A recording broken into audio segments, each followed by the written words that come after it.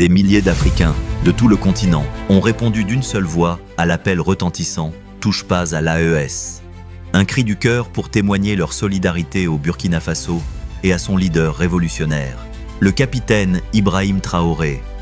Des manifestations ont éclaté au Burkina, au Ghana et au Libéria, menées par les forces vives, les mouvements populaires enracinés. Voici notre message à la France et aux États-Unis, occupez-vous de vos propres crises. Chez vous, right now that we have seen another leader in Africa rising up to serve the interests of the people, America is back again. Enough is enough. Au printemps 2025, les artères des grandes villes américaines furent envahies par des flots de manifestants. La foule scandait avec ferveur, pancartes brandies, drapeaux flottants, ceux des États-Unis, certes, mais aussi celui, fièrement hissé, du Burkina Faso, petite nation ouest-africaine au cœur ardent. Un nom résonnait comme un refrain, Ibrahim Traoré. Âgé de 37 ans, il est devenu le visage d'un nouvel espoir africain. Ses prises de position anti-impérialistes, sans filtre, ont semé la stupeur et paralysé certains quartiers, au point même que Donald Trump, l'ancien président, s'est dit sidéré par l'ampleur et la ferveur des mobilisations. Un mouvement surgit, comme par enchantement, du néant. Comment un jeune dirigeant, venu d'un pays méconnu des Américains, a-t-il pu galvaniser les foules à ce point? Pourquoi défile-t-on en son nom, aux quatre coins des USA? Avant d'aller plus loin, cliquez sur « J'aime » pour défier l'algorithme de YouTube. Le capitaine Ibrahim Traoré n'est pas un dirigeant africain ordinaire. À seulement 37 ans, il incarne le souffle d'une génération montante de révolutionnaires africains qui proclament « l'Afrique aux Africains, plus jamais l'ingérence occidentale ». Après avoir pris le pouvoir en 2022 par un coup d'état militaire au Burkina Faso, Traoré a posé des actes qui ont glacé les puissances occidentales. Il a expulsé les troupes françaises, rompu la coopération militaire avec l'ancienne puissance coloniale et s'est tourné vers la Russie. Mais surtout, il défend ardemment l'autodétermination du continent noir, réveillant une marée de conscience et d'orgueil au sein de toute la diaspora africaine, contrairement à nombre de ses prédécesseurs africains qui jouaient le jeu des anciennes puissances coloniales. Traoré dénonce ouvertement l'hypocrisie occidentale. Il questionne pourquoi l'Afrique reste-t-elle pauvre, alors que ses richesses alimentent les bénéfices des firmes européennes. Il interroge pourquoi les pays africains doivent-ils encore demander la permission de Paris pour décider d'eux-mêmes. Ce n'est pas seulement de politique dont il s'agit, c'est un réveil générationnel, un feu qui se propage à une vitesse fulgurante. C'est ainsi que, le 30 avril 2025, un événement inattendu s'est produit. Ce qui n'était au départ qu'un mouvement de solidarité en Afrique s'est rapidement transformé en vague planétaire, gagnant les grandes métropoles des États-Unis, de l'Europe et de tous les lieux où vivent les Africains et leurs descendants. Mais ces protestations ne ressemblaient en rien à de simples marches pacifiques. C'étaient de véritables marées humaines, des mobilisations massives qui ont littéralement paralysé les routes, immobilisé le trafic et contraint l'administration Trump à sortir du silence, prise de court par l'ampleur du mouvement. Mais qu'est-ce qui a déclenché cette révolte d'ampleur mondiale? La réponse tient en une série d'événements qui se sont enchaînés à la fin avril 2025, tel un orage parfait. D'abord, une tentative présumée de coup d'État contre le gouvernement de Traoré.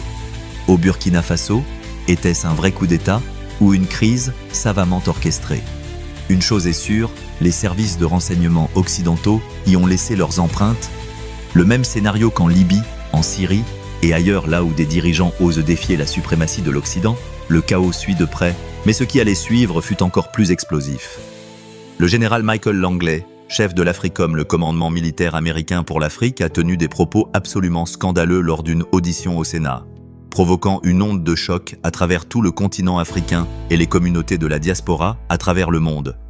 Langley a accusé le capitaine Ibrahim Traoré d'utiliser les réserves d'or du Burkina Faso pour protéger son régime militaire. En substance, il l'a accusé de détourner les 4 milliards de dollars 0 centimes en or de la nation, à des fins de sécurité personnelle, plutôt que de les utiliser pour les 22 millions de citoyens du Burkina Faso. Le général Langley a ainsi étiqueté le capitaine Traoré comme une menace pour son propre peuple. On nous avait dit qu'on allait sauver la Libye. Allons donc comparer la Libye d'aujourd'hui à celle sous Mouammar Kadhafi. La différence est flagrante. Aujourd'hui, la Libye est en ruine. La Libye s'effondre sous nos yeux.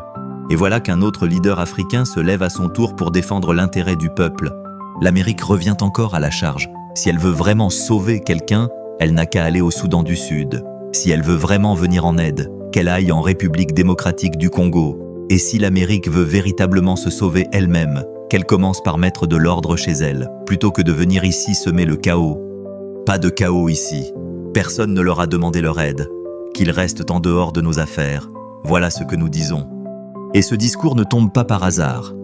Ces déclarations sont survenues quelques jours à peine après la tentative de coup d'État présumé, créant ce que beaucoup ont vu comme une campagne de propagande parfaitement orchestrée, destinée à justifier un changement de régime au Burkina Faso, mais au lieu de se taire une fois de plus, tandis qu'un autre dirigeant africain était potentiellement visé par un renversement, la diaspora africaine a dit « Stop, ça suffit ». Les manifestations ont été organisées sous la bannière « Touche pas », en référence à l'Alliance des États du Sahel AES, qui regroupe le Burkina Faso, le Mali et le Niger. Ces trois pays ont expulsé les forces françaises et tracent désormais une voie indépendante, ce qui met littéralement en rage les puissances occidentales. Ce qu'il y a de plus saisissant, c'est la fulgurance avec laquelle ces manifestations ont vu le jour. À peine quelques jours après la tentative de coup d'État présumé, des organisateurs répartis aux quatre coins du monde avaient déjà mobilisé des milliers de personnes. On était loin d'un mouvement citoyen spontané qui se serait construit patiemment.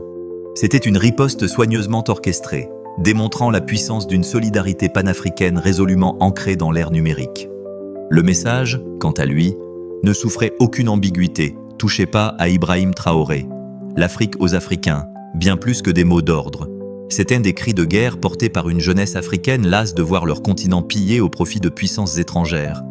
Quand la vague a déferlé sur les villes américaines, les manifestants n'ont pas respecté les cadres habituels, ni récité le sempiternel scénario des défilés bien encadrés. Non, cette fois, tout était différent. Leur colère était brute, leur présence impossible à ignorer.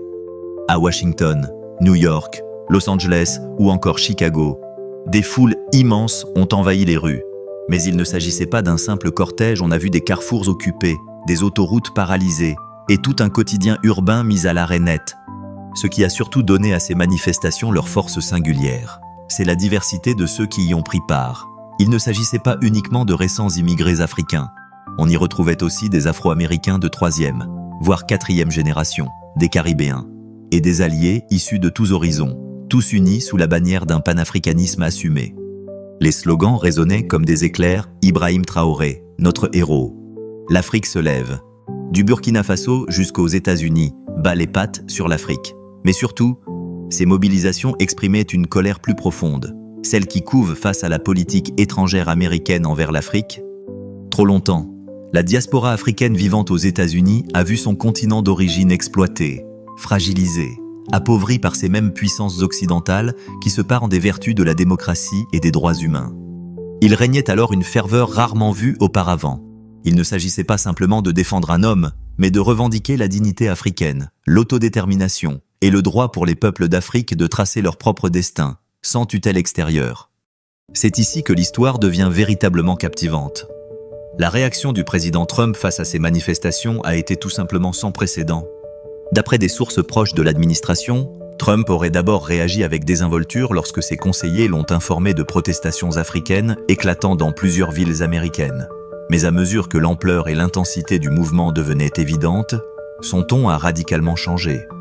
Lors d'un briefing d'urgence, Trump aurait confié à ses conseillers qu'il n'en revenait tout simplement pas. Ce qui a pris Trump de court, ce n'était pas seulement le nombre de manifestants, mais l'efficacité et la rigueur de leur organisation. Ce n'était pas une explosion de colère isolée, appelée à se dissiper au bout de quelques heures. Il s'agissait de manifestations durables, d'actions coordonnées qui témoignaient d'un niveau de mobilisation politique tel que même les stratèges politiques les plus aguerris s'en sont trouvés impressionnés. Selon des sources proches du dossier, Trump s'est montré de plus en plus agité à mesure qu'il découvrait les raisons pour lesquelles autant de personnes se rassemblaient pour soutenir Ibrahim Traoré. L'idée qu'un jeune chef militaire africain puisse susciter une telle loyauté et une mobilisation aussi massive aux États-Unis était pour lui inconcevable. Mais ce qui a vraiment mis Trump hors de lui, c'est que les manifestants ne se contentaient pas de dénoncer les ennemis du Burkina Faso, ils s'attaquaient frontalement à la politique étrangère des États-Unis en Afrique, partout. On voyait des pancartes clamant « bas les pattes » sur l'Afrique. Pour un président obsédé par l'image de force et de maîtrise qu'il projette, voir des villes américaines paralysées par des manifestations en soutien à un dirigeant étranger qu'il ne pouvait influencer était profondément déstabilisant. Et la réponse de son administration en disait long. Au lieu des habituels tweets méprisants ou des envolées provocatrices, un silence étrange régnait sur les réseaux sociaux de Trump à ce sujet. En coulisses, toutefois, il y avait, semble-t-il, d'intenses débats sur la manière de réagir face à cette démonstration inattendue de solidarité panafricaine en sol américain. Pendant des décennies, les États-Unis ont façonné leur politique africaine sans véritable surveillance intérieure ni opposition populaire. La diaspora africaine, jusque-là, était peu structurée et focalisée sur d'autres combats. Mais ces manifestations ont bouleversé cette équation. Le département d'État a convoqué des réunions d'urgence pour évaluer ce qu'ils ont qualifié de mobilisation sans précédent de la diaspora autour des enjeux africains. L'inquiétude n'était pas seulement liée à la rue, mais à ce qu'elle symbolisait. Des experts chevronnés de la politique étrangère, spécialistes de l'Afrique, se sont soudain retrouvés confrontés à une opposition intérieure organisée, informée et émotionnellement engagée, dotée de moyens logistiques capables de faire dérailler la routine institutionnelle.